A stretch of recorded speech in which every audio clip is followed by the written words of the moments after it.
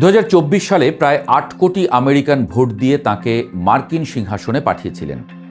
শপথ নিয়েই বললেন, আমেরিকার সোনালী যুগ শুরু হলো। এর ঠিক মাত্র 16 মাস পরে তার নিজের সমর্থকরা বলছেন তিনি বিশ্বাসঘাতকতা করেছেন। একজন প্রাক্তন সমর্থক বলেছেন, তাকে ভোট দেওয়ায় আমি নিজেকে ঘৃণা করছি। কিন্তু তার জনপ্রিয়তার কিভাবে এত দ্রুত ঘটল এই ছন্দপতন, জানব আজকের এক্সপ্লেইনারে।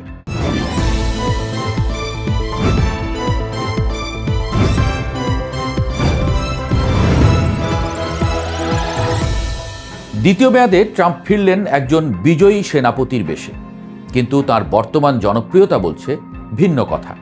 সিএনএনের পোল অফ পোলস অনুযায়ী তার গড় অ্যাপ্রুভাল এখন মাত্র 35%, পিউ রিসার্চ বলছে 34%, এপি অ্যাওয়ার্ডসি বলছে 33%। তিনটা আলাদা সংস্থার জরিপে উঠে আসা শতাংশের সংখ্যা তিনটাও প্রায় কাছাকাছি।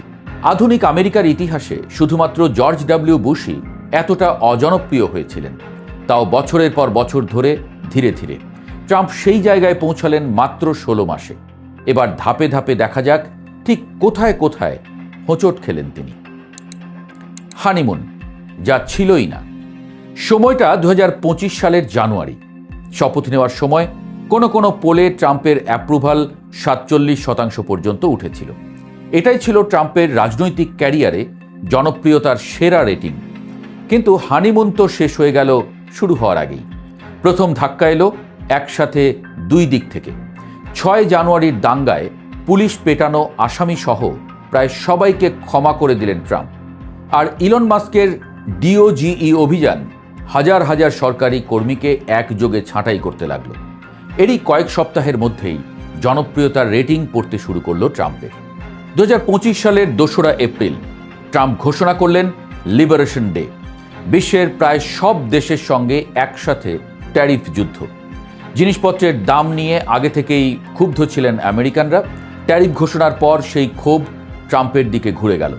রেটিং 45% থেকে নামল 41%। পরে মার্কিন সুপ্রিম কোর্ট এই ট্যারিফের একটা বড় অংশ অবৈধ ঘোষণা করল, কিন্তু ক্ষতি যা হওয়ার তা এরই মধ্যে হয়ে গেছে। 2025-এর ডিসেম্বরে শুরু হলো অপারেশন মেট্রো সার্চ। সরকার নিজেই বলল এটা ইতিহাসের সবচেয়ে বড় ইমিগ্রেশন অভিযান। তারপর একের পর এক ঘটল দুটো ঘটনা।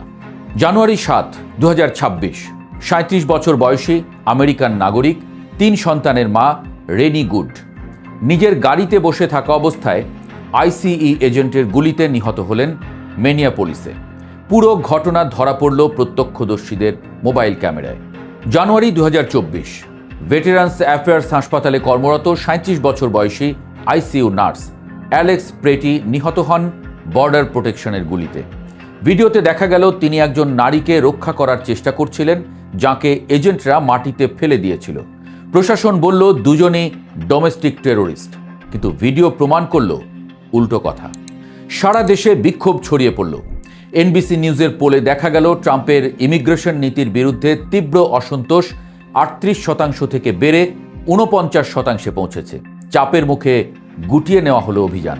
2026 সালের 28 ফেব্রুয়ারি ইরানে বোমা হামলা শুরু করল যুক্তরাষ্ট্র। হাজারো নারী ও শিশুর রক্তপাত ও লাশের উপর দাঁড়িয়ে এই ঘটনাকে ট্রাম্প বললেন একটা ছোট্ট জার্নি। এ সময় স্ট্রেইট অফ হরমুজ বন্ধ করে দিল ইরান। বিশ্বজুড়ে জ্বালানি সরবরাহে তৈরি হলো সংকট, আর গ্যাসের দাম, যা যুদ্ধের আগের দিন ছিল গ্যালন প্রতি $2.83, এপ্রিলের শেষে গিয়ে ঠেকল $4.3। এখানে একটা কথা মনে করিয়ে দেওয়া দরকার। 2024 সালের নির্বাচনী প্রচারণায় ট্রাম্প প্রতিশ্রুতি দিয়েছিলেন যে 12 মাসের মধ্যে গ্যাসের দাম $2 নিচে নামাবেন। এপি এনওআরসি পোলে দেখা গেল 3/4 নাগরিক আমেরিকান অর্থনীতিকে খুব খারাপ বা মোটামুটি খারাপ বলছেন। সিএনএন পোলে ট্রাম্পের ইকোনমিক অ্যাপ্রুভাল নামল 31%। মুদ্রাস্ফীতির সন্তুষ্টি মাত্র 27%, যা 1 বছর আগে ছিল 44%। রয়টার্স বলছে শুধু 22% আমেরিকান কস্ট অফ লিভিং ইস্যুতে ট্রাম্পকে সমর্থন করেন।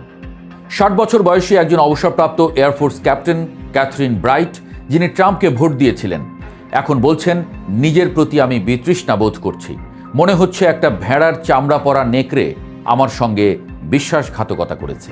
পিউ রিসার্চের সর্বশেষ জরিপে ট্রাম্পের অ্যাপ্রুভাল 34%, যা দ্বিতীয় মেয়াদের সর্বনিম্ন। নির্বাচনের ঠিক পরে যে 95% ট্রাম্প ভোটার তাঁকে সমর্থন করতেন, সেটা এখন নেমে 78%। হিস্পানিক সমর্থকদের মধ্যে ট্রাম্পের পতন 27 পয়েন্ট। এমনকি 30% রিপাবলিকান সমর্থকও এখন বলছেন ট্রাম্পের বয়সের সাথে সাথে অস্থির হয়ে পড়েছেন। আর একটা তথ্য, সিএস মনিটর জানাচ্ছে অর্থনীতি ইস্যুতে ভোটাররা রিপাবলিকানদের চেয়ে ডেমোক্র্যাটদের বেশি বিশ্বাস করছেন, যা 2010 সালের পর এই প্রথম। আর এটা রিপাবলিকান পার্টির জন্য মহা বিপদের সংকেত। 2026-এর নভেম্বরে হবে মার্কিন মধ্যবর্তী নির্বাচন। ইতিহাস বলছে প্রেসিডেন্ট যত অজনপ্রিয়, তার দল তত বেশি আসন হারায়। 1994 সালে বিল ক্লিন্টনের দল হারিয়েছিল 54টি আসন। 2010 সালে ওবামার দল হারিয়েছিল 64টি। 2018 সালে ট্রাম্প নিজেই হারিয়েছিলেন 42টি আসন। সেবার ট্রাম্পের অ্যাপ্রুভাল ছিল 42%, আর এবার 35। ইরান যুদ্ধ শেষ হলেও ভোটের আগে মানুষ পকেটে পরিবর্তন টের পাবেন কিনা তা নিয়ে সন্দিহান কিছু রিপাবলিকান কৌশলবিদ। ট্রাম্পের পতনের গল্পটা কোনো দু একটা ঘটনার গল্প নয়, এটা একের পর এক অজনপ্রিয় সিদ্ধান্তের গল্প, যেখানে প্রতিটি পদক্ষেপ একটু একটু করে বেশি মানুষকে দূরে ঠেলে দিয়েছে। ট্যারিফ, মিনিওপলিসের রক্ত, ইরান যুদ্ধ, পেট্রোলের দাম, যে ইস্যুতেই তিনি জিতেছিলেন সেই অর্থনীতিতেই এখন তিনি সবচেয়ে বেশি মার খাচ্ছেন।